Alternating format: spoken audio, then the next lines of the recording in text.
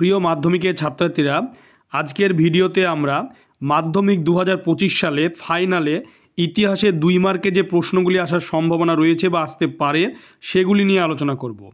আমি ABTA test paper এবং মধ্যশিক্ষা পর্ষদ যে টেস্ট পেপার, যেগুলি থেকে আমি দেখতে পাচ্ছি যে প্রত্যেকটি টেস্ট পেপারের পেজেই 2 মার্কের যে প্রশ্নগুলি এসেছে সেই প্রশ্নগুলি নিয়েই আজকের এই বিশেষ ভিডিও। তোমরা ভালো করে লক্ষ্য করবে।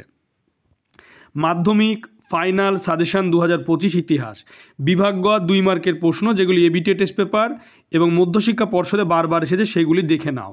দেখতে পাচ্ছ এক দাগে আঞ্চলিক ইতিহাস চর্চা গুরুত্বপূর্ণ কেন, স্থানীয় ইতিহাস চর্চা গুরুত্বপূর্ণ কেন। 2 দাগে দেখতে পাচ্ছ ইতিহাসের উপাদান রূপে সংবাদপত্রের গুরুত্ব কী। 3 দাগে নতুন সামাজিক ইতিহাস কি, নিম্নবর্গের ইতিহাস চর্চা বলতে কি বোঝায়। ভেরি ভেরি ইম্পর্টেন্ট কোশ্চেন, এগুলি প্রত্যেকটি পেজে রয়েছে। এরপরে নেক্সট যে প্রশ্ন রয়েছে 4 দাগে আধুনিক ভারতের ইতিহাস চর্চার উপাদান রূপে সরকারি নথিপত্রের সীমাবদ্ধতা কোথায়। 5 দাগে ফরাজি আন্দোলন কি নিছক ধর্মীয় আন্দোলন ছিল। 6 দাগে অ্যান্টি সার্কুলার সোসাইটি কি, অলিন্দ যুদ্ধ বলতে কি বোঝো। 7 দাগে ব্রিটিশ সরকার কেন সোমপ্রকাশ পত্রিকা বন্ধ করে দেয়। এরপরে নেক্সট 8 দাগে যে প্রশ্নটি রয়েছে সেটি হলো মহারানীর ঘোষণাপত্রের মূল উদ্দেশ্য কী ছিল। 9 দাগে বাংলা ছাপাখানার বিকাশে লাইনোটাইপ প্রবর্তনের গুরুত্ব লেখো। ওটা প হবে লাইনোটাইপ। 10 চুইয়ে পড়া নীতি বলতে কি বোঝায়, দলিত কাদের বলা হয়। 11 পট্টি শ্রীরামালু কে ছিলেন, দুদুমিয়া স্মরণীয় কেন। 12 ঔপনিবেশিক অরণ্য আইনের উদ্দেশ্য কী ছিল।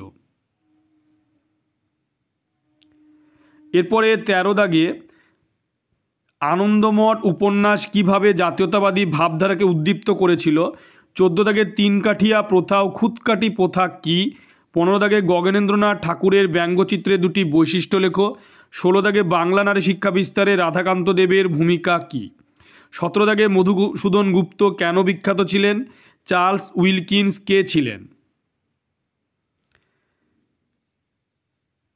শেষের দিকে যে প্রশ্নগুলি আসে সেগুলি এবার ভালো করে দেখো নাও।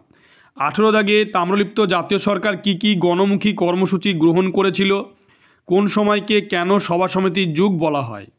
19 দাগে মেকলে মিনিট ও মিরাট ষড়যন্ত্র মামলা কি।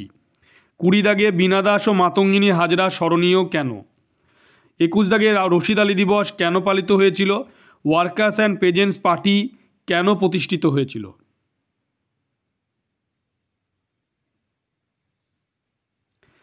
বাইশ দাগে রয়েছে যে জাতীয় শিক্ষা পরিষদ গঠনের উদ্দেশ্য কী ছিল, ভারতবর্ষে ব্রাহ্ম সমাজ বিভক্ত হয়েছিল কেন।